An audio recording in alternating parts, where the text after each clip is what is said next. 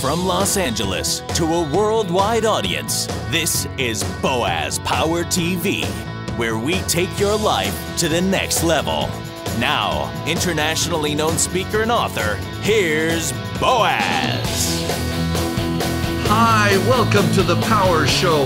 You are part of the Power Nation, and I'm so glad that you're here. Here we help you to improve your attitude, your relationships, your finances, and your career. This is episode number 90 on Boaz Power TV, and it's called Won't You Be My Neighbor? I wrote this in 2003. Now, if you travel about 40 miles east of Pittsburgh on State Route 30, you'll arrive at a place called Latrobe, Pennsylvania. There, in what must have been a nice neighborhood, a very special man was born in 1928. He would eventually make the word neighborhood famous with kids of all ages. His full name was Fred McFeely Rogers. You know him better as Mr. Rogers to television viewers. By the time of his passing in 2003, at the age of 74, he had become a cultural icon and a kindly neighbor to generations of American children. I think his story is so valuable. Mr. Rogers on television and in real life was always gentle, always courteous, always a positive role model.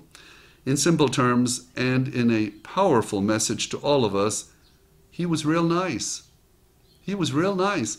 You know, one of the books I promote in my seminars all over the world is Carnegie's How to Win Friends and Influence People. Excellent book. If you haven't read it, please read it over and over again. I've read it 60 times. I tell audiences the bottom line of this book, it's how to be real nice. It's how to be real nice. Where do we lose it? It's time to regain it. How to be real nice. Mr. Rogers was real nice. Rogers studied music composition in college and eventually wrote many songs for his television program. Did you know that? Wrote the songs for his program, some of them. Amazing. The one that would become most famous was the theme of the program that began with, "It's a Beautiful Day in the Neighborhood." Did you know he wrote that? Isn't that cool? His television career began in the 1950s at WQED in Pittsburgh when he worked as a puppeteer for a program called The Children's Corner. Many of the characters that would later appear on his nationwide Mr. Rogers Neighborhood were created on that show. Neighborhood began in its early form in 1963 as a show on the Canadian Broadcasting Corporation. In that same year, Rogers was ordained a Presbyterian minister. Did you know that? And charged to continue his work with children and families through television. Rogers brought his show back to Pittsburgh's WQED in 1967, and that's where Mr. Rogers' Neighborhood premiered in the United States. A year later, PBS, the public broadcasting system, picked it up and started airing the program nationwide.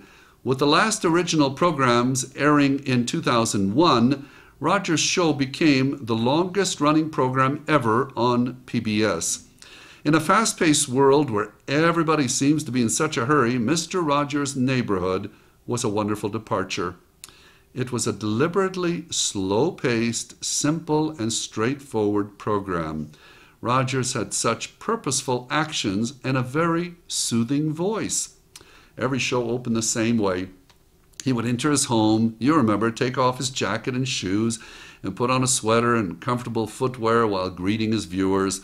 According to Rogers, he looked at the program as a chance to reach young people and give them a foundation for a good life. The sweater was put on at the beginning of each program, and it became a famous symbol. In fact, a cardigan sweater belonging to Rogers hangs in the Smithsonian. President George Bush in 2002 bestowed upon Rogers the nation's highest civilian honor, the Medal of Freedom. The citation read, and I quote, "Recognizing his contribution to the well-being of children and a career in public television that demonstrated the importance of kindness, compassion, and learning." Rogers didn't take himself too seriously. He gave his mom credit for the sweater idea and the fact that it stated, "Won't you be my neighbor?" He explained by stating, "My mother made a sweater a month for as many years as I knew her, and every Christmas she would give this extended family of ours a sweater. She would say, 'What kind do you want next year?' His mom knew ahead of time the type Rogers would want. She'd say, I know what kind you want, Freddie. You want the one with the zipper up the front. In order to produce his television program, Rogers formed a non-profit production company called Family Communications. Mr. Rogers' Neighborhood won many awards, including 4 Emmys. Now, a variety of actors and artists have appeared on the show throughout the years, from cellist Yo-Yo Ma to bodybuilder and actor Lou Ferrigno. Rogers, in his own unique and gentle way, discussed many topics, including divorce, the death of pets, and war. All the while, he taught the children watching to love themselves and others. In addition to the hundreds of Mr. Rogers' Neighborhood programs, Rogers leaves behind many memorable quotes that depict his kindness and his loving personality. Let me quote one. "We all long to be lovable and capable of loving," he said. "And whatever we can do through the neighborhood or anything else to reflect that and to encourage people to be in touch with that, then I think that's our ministry." Well, there's a profound lesson we can learn from the life of Mr. Rogers. By slowing down and showing more kindness, we can all improve the neighborhoods of our own lives. So the affirmation for this episode of Boaz Power TV, you may want to write it down. It deals with kindness. And it says, I take the time to show kindness wherever possible. I take the time to show kindness wherever possible. What a great thought. If you like these messages, and many people around the world find them highly beneficial, please forward this to 5 people you know and suggest they go to my website, boazpower.com, and they can also subscribe to these free weekly broadcasts. Perhaps we can help them to be a little gentler, a little kinder. Won't that be nice, my neighbor? Thank you for joining me. You are special, you are unique, you are destined for greatness. I see it in you. You are a champion. Have a powerful day.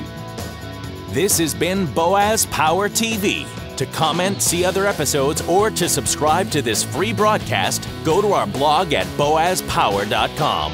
That's boazpower.com. We're here to take your life to the next level.